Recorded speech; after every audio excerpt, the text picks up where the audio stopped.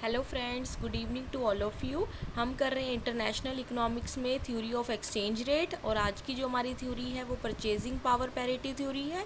और उससे पहले हम कर चुके हैं मिंट पैरिटी थ्योरी, जिसमें हमने गोल्ड के थ्रू एक्सचेंज रेट डिटरमिन करते थे, गोल्ड एडजस्टमेंट के थ्रू अपने बीओपी को इक्विलिब्रियम में मेंटेन रखते थे, कैसे एडजस्टमेंट की जाती थी, जो हमारा एक्सचेंज रेट था डिटरमिन किया जाता था इन टर्म्स ऑफ गोल्ड में। तो आज जो हमारा टॉपिक है वो है परचेजिंग पावर पैरिटी थ्योरी। इसमें हम परचेजिंग पावर से कैसे अपनी इक्विलिब्रियम को मेंटेन कर सकते हैं, जो फॉरेन एक्सचेंज रेट है कैसे डिटरमिन किया जाता है वो डिस्कस करेंगे। तो पहले आपको इस थ्योरी से पढ़ने से पहले आपको पता होना चाहिए कि परचेजिंग पावर क्या होती है।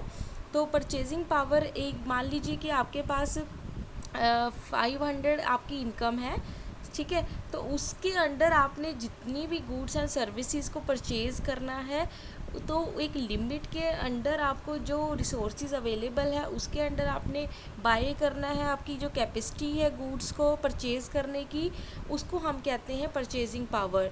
तो परचेजिंग पावर जब हम कर रहे होते हैं तो इसमें हमारा पता लग जाता है कि हमारी इनकम कैपेसिटी कितनी है, हमारा जो लिविंग ऑफ स्टैंडर्ड कितना है, ठीक है। हमारी जीडीपी भी इससे डिटरमिन किया जाता है। और बहुत सारी कंट्रीज़ है जो अपनी जीडीपी जो निकाली जाती है वो परचेजिंग पावर पैरिटी से ही निकाली जाती है। तो परचेजिंग पावर पैरिटी हमारी मोस्ट इम्पॉर्टेंट है, क्योंकि इससे हमारी जीडीपी डिटरमिन की जाती है, और एग्ज़ाम पॉइंट ऑफ व्यू से भी ये हमारी थ्योरी इम्पॉर्टेंट है। तो इसको आप ध्यान से एंड तक देखिए, आपके सारे इसमें टॉपिक जो भी है रिलेवेंट वो सारे कवर किए जाएंगे। और जो बच्चे मेरे इस चैनल में न्यू हैं वो प्लीज़ सब्सक्राइब कर लीजिए मेरे चैनल को, और शेयर कीजिए और लाइक कीजिए अपने फ्रेंड्स को जितना हो सके। और इस वीडियो को अब हम स्टार्ट करते हैं कि क्या इस थ्योरी में बताते हैं। तो पैरिटी का भी आपको मैं बता देती हूँ। इसमें जो आपको परचेजिंग पावर तो पता लग गया कि क्या होता है, कि आपके पास जितनी इनकम या रिसोर्सेज अवेलेबल है उसके अंडर आप कितनी कैपेसिटी को बताता है कि कितनी गुड्स एंड सर्विसेज को आप बाय कर सकते हो। तो वो हो जाएगी आपकी परचेजिंग पावर। और पैरिटी का क्या मतलब होता है? पैरिटी का मतलब होता है समानता, यानी कि इक्विलिब्रियम, यानी स्टेट ऑफ इक्वल बीइंग। यहाँ पे क्या बात की जा रही है कि हम अपनी परचेजिंग पावर पैरिटी, यानी कि अलग अलग कंट्रीज़ में हमारी परचेजिंग पावर कौन सी एक्सचेंज रेट पे इक्वल होती है, तो उस एक्सचेंज रेट को डिटरमिन किया जाता है in terms of purchasing power से। तो वो कैसे हम डिटरमिन किएंगे, कैसे एक्सचेंज रेट को मेंटेन किया जाता है वो डिस्कस करते हैं। तो आपको पहले इसका मीनिंग क्लियर होना चाहिए परचेजिंग पावर का, और इसमें हम क्या मेन जो बात है हम क्या कर रहे हैं, एक्सचेंज रेट को कैसे डिटरमिन किया जा रहा है।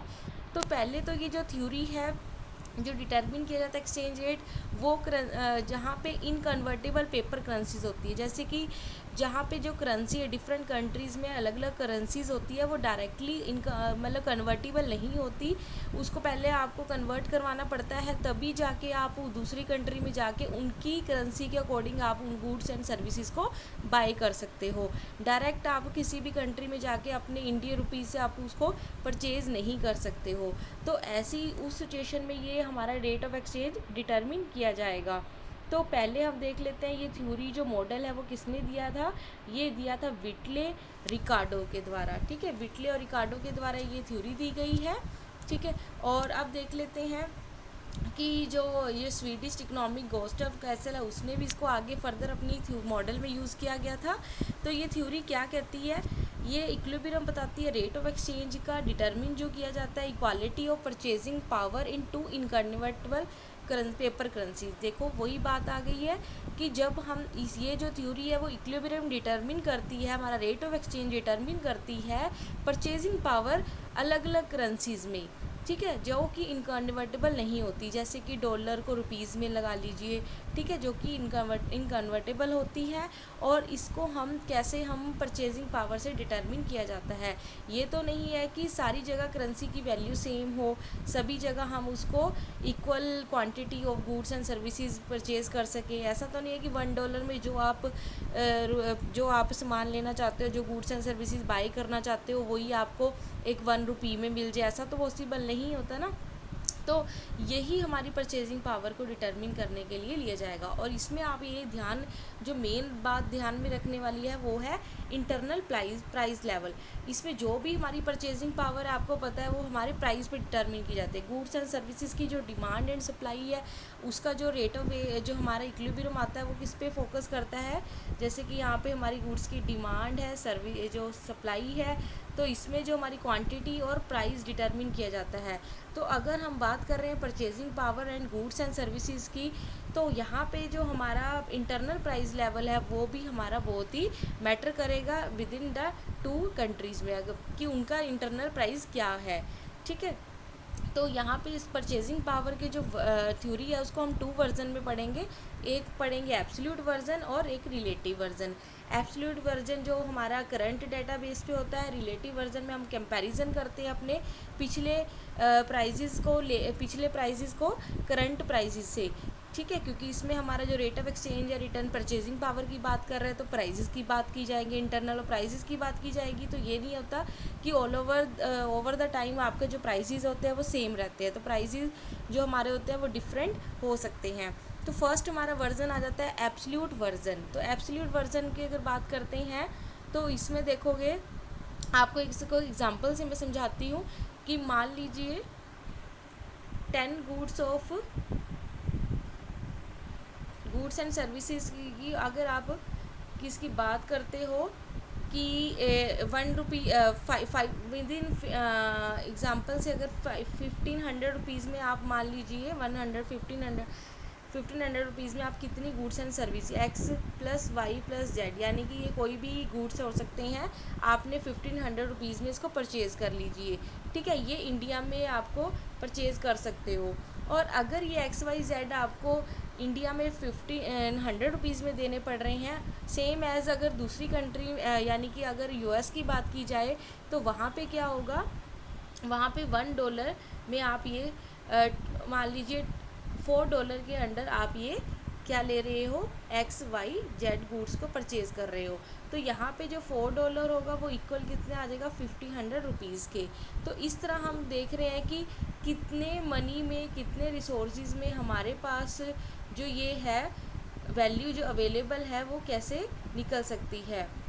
तो ये हमारा क्या बता रहा है, ये देखिए यहाँ पे $30 इक्वल टू 15 रुपीज़, यानी कि मैंने जो एग्जांपल बताया था आपको कि एक्स वाई जेड गुड्स है, वो आप कमोडिटीज़ है वो इंडिया में 1500 रुपीज़ में ले रहे हो और same as United state US में आप $30 में ले रहे हो। तो अब आप एक्सचेंज रेट कैसे डिटरमिन करोगे, तो हम देख रहे हैं कि $30 में वही गुड्स हमें इंडिया में 1500 रुपीज़ में मिल रहे हैं, यानी कि $1 की वैल्यू कितनी आ जाएगी आपके पास, 1500 आ जाएगी। ठीक है, तो हमारा जो रेट ऑफ एक्सचेंज जो हमारा डिटरमिन क्या हो गया, $1 इक्वल टू 50 रुपीज़। ठीक है, तो इस तरह हम अपने रेट ऑफ एक्सचेंज को परचेजिंग पावर से डिटरमिन कर सकते हैं। और इसका एक फार्मूला देखा जाए तो क्या होता है, इसका जो मेन फार्मूला एग्जांपल में और एग्ज़ाम में बहुत ज़्यादा पूछा जाता है, ये फार्मूला वेरी वेरी इंपॉर्टेंट है। ठीक है, तो क्या अगर क्वेश्चन आ भी सकता है तो purchasing power rate of exchange determine किया जाता है, आपको ऑप्शन दिए जाते हैं, ये थोड़े जो इंडिसेस होते हैं इनको चेंज किया जाता है, आपको इसको फॉर्मूले को ध्यान में रखना है। यूनिट ऑफ करेंसी तो आपकी करेंसी ए एंड बी आ जाएगी, और इनटू जो इसका ये रेसिप्रोकल होता है, यानी कि अगर करेंसी ए अगर आप इस साइड ले रहे हो तो यहाँ पे इसका रेसिप्रोकल कर दोगे। ठीक है, इंटरनल परचेजिंग पावर ऑफ ए कैसे निकाल लेंगे, इंसिडेंसीज जो होती है हमारी, जो प्राइस इंडेक्स में हम करते हैं उसका रेसिप्रोकल कर देंगे, यानी कि यहाँ पे देखोगे करेंसी ए की ले रहे हो तो यहाँ पे करेंसी ए का प्राइस इंडेक्स लिया जाएगा, अगर करेंसी बी को नीचे रख रहे हो तो ऊपर उसका प्राइस इंडेक्स लिया जाएगा। ठीक है, तो प्राइस इंडेक्स जो हमारा जो आपका परचेजिंग पावर डिटरमिन किया जाता है, उसी से हम उसका जो रेसिप्रोकल करके हम अपनी रेट ऑफ एक्सचेंज डिटरमिन किया जाता है। ठीक है, उसके बाद अगर इसका जो एक इसको फॉर्मूले को हम इस तरह भी लिख सकते हैं Q0, यानी कि ये तो हमारी क्या हो जाएगी, unit of currency A, unit of currency B, और purchasing power of country B, purchasing power country of A. ठीक है, इस तरह भी हम इसको निकाल सकते हैं। और ये फार्मूला हमारे लिए किस तरह हेल्पफुल होता है, ये फार्मूला हमारे लिए हमारी जीडीपी और हमारा रेट ऑफ एक्सचेंज और हमारी करेंसी अप्रिशिएट हुई है, डेप्रिशिएट हुई है, इसमें भी हम देख सकते हैं अपने बीओपी की एडजस्टमेंट को और बीओ एक्सचेंज रेट को इक्विलिब्रियम लाने के लिए हम इसको यूज़फुल है हमारे लिए। तो कैसे हम इसको देख सकते हैं, ठीक है, वो आगे मैं आपको एग्जांपल में बताऊंगी। अब देख लेते हैं इसका रिलेटिव वर्जन। यहाँ पे देखिए रिलेटिव और एब्सोल्यूट में मैंने आपको पहले ही बता दिया कि जो रिलेटिव में होएगा वो आपका कंपेयर किया जाएगा प्राइसेस को करंट से बेस पीरियड में। बेस पीरियड यानी कि प्रीवियस पीरियड लिया जाएगा। यहाँ पे देख लीजिए सब कुछ सेम रहेगा, यहाँ पे सिर्फ चेंज क्या आ जाएगा, आपका जो ये R0 है वो ऐड किया जाएगा, मल्टीप्लाई किया जाएगा, क्यों किया जाएगा, और ये R0 हमारा क्या है, प्रीवियस जो बेस पीरियड और रेट लिया जाता है, और R1 हमारा जो करंट एक्सचेंज रेट निकाला जाता है, और ये B1 वही हमारा 0 है वो हमारा बेस को डिटरमिन किया जाएगा, और 1 हमारा करंट को पीरियड को लिया जाएगा। ठीक है, तो प्राइस इंडिसेस मतलब पिछले प्राइस से रिलेटिव किया जाता है, कंपेयर किया जाता है पहले जो प्राइसेस के अकॉर्डिंग हमारी करेंसी क्या थी, एक्सचेंज रेट क्या था और अब क्या है। यानी कि इसमें अगर वैल्यू पुट करते हैं तो इससे हमारा पता लग जाता है कि हमारी करेंसी अप्रिशिएट हुई है या डेप्रिशिएट हुई है। तो जैसे कि वहाँ पे हमने भी देखा था हमारा जो $1 इक्वल टू 50 था, ठीक है। और अब यहाँ पे जो प्राइस न्यू प्राइसेस के अकॉर्डिंग जो परचेजिंग पावर आई है उससे हमारा जो वैल्यू पुट करके जो हमने निकाला है उसमें आप देखोगे $1 इक्वल टू हमारा 54। यानी कि यहाँ पे क्या हो रहा है कि पहले $1 इक्वल टू 50 था, तो अब क्या हो गया है, डॉलर की वैल्यू क्या हो चुकी है, पॉजिटिव इंक्रीज़ हो रही है। और इंक्रीज़ हो रही है तो इसका मतलब डॉलर को अप्रिशिएट किया जा रहा है, और रुपीज़ क्या हो जाएगी, हमारी डेप्रिशिएट होएगी। यानी कि हम इससे हमारा पता लग सकता है कि हमारा जो बीओपी इंडिया में चल रहा है वो हमारा डेफिसिट चल रहा है, नेगेटिव में चल रहा है, और US डॉलर जो है वो पॉजिटिव सरप्लस में चल रहा है।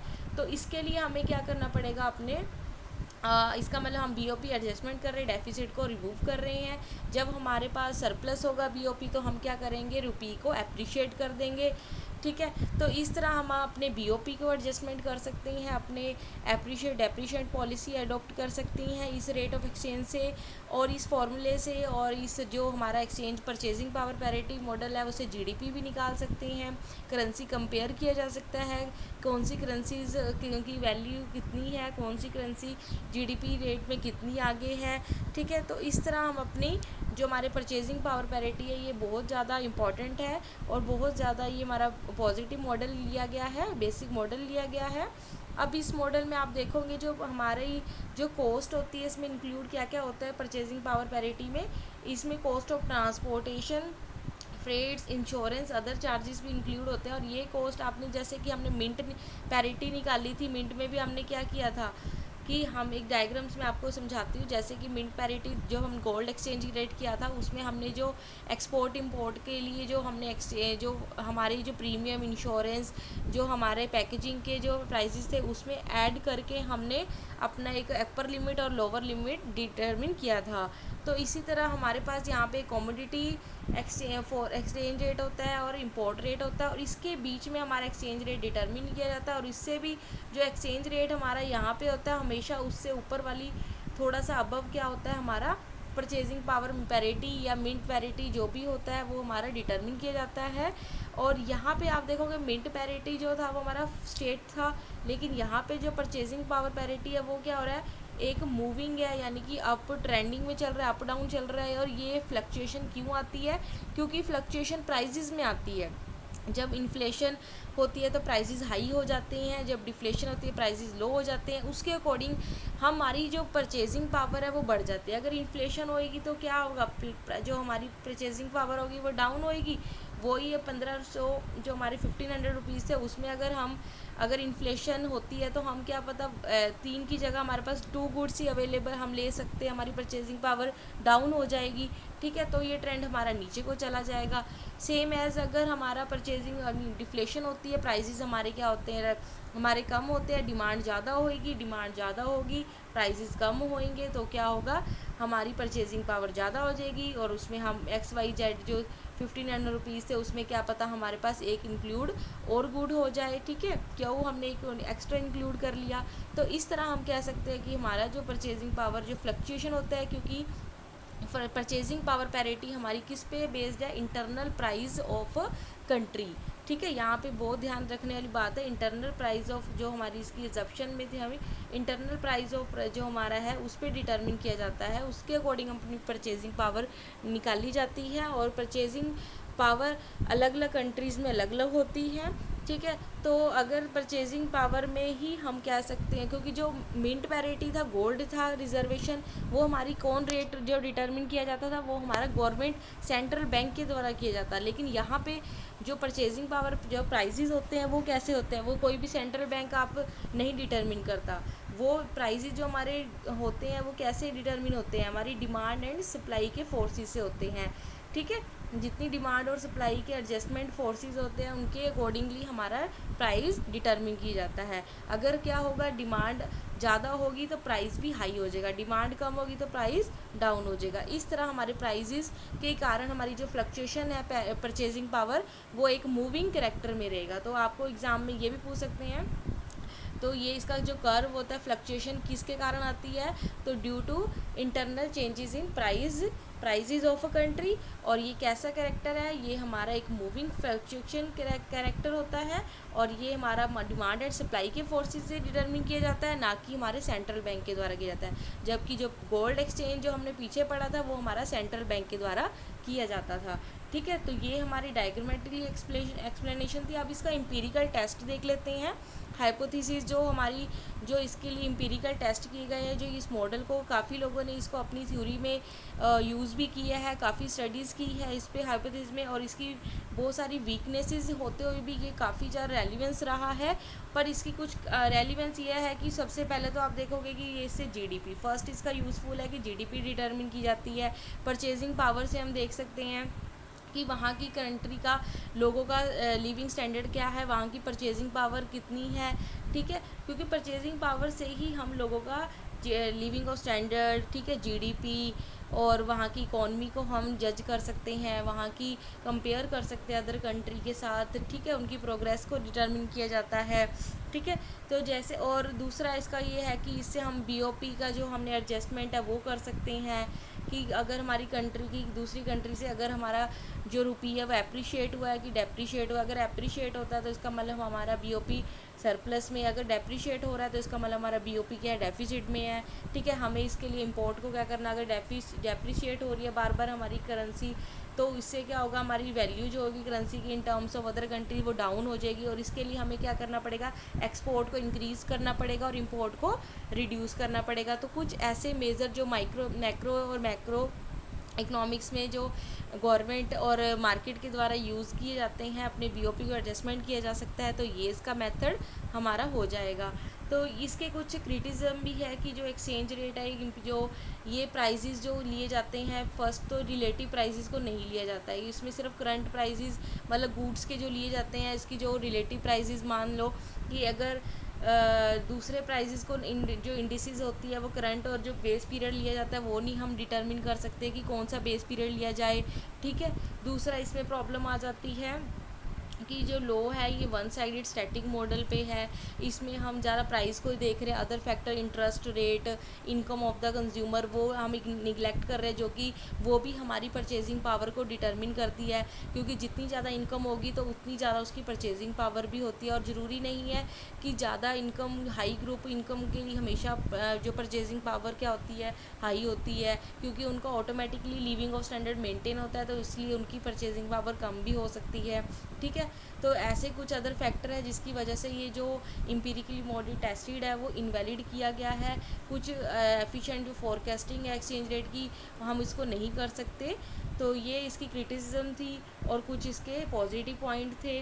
ठीक है, तो अब मैं आपको इसके साथ साथ एक और बता देती हूँ। करंट के अकॉर्डिंग आपको ये भी नॉलेज होनी चाहिए कि कौन सी कंट्री हमारे लिए परचेजिंग पावर में, इंडिया की जो पीपी है, यानी कि परचेजिंग पावर पैरिटी है, वो कितनी है, कौन सा रैंक है।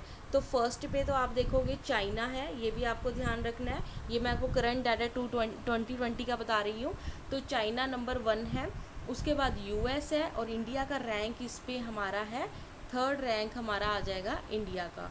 तो India rank in third in purchasing power parity में।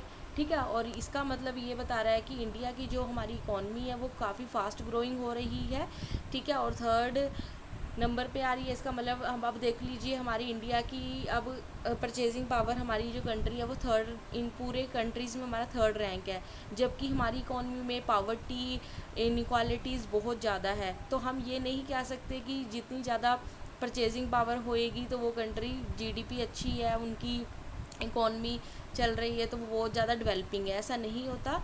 तो इसको हम वन साइडेड थ्योरी है, इसलिए इसकी जो क्रिटिज़म की गई है, ठीक है।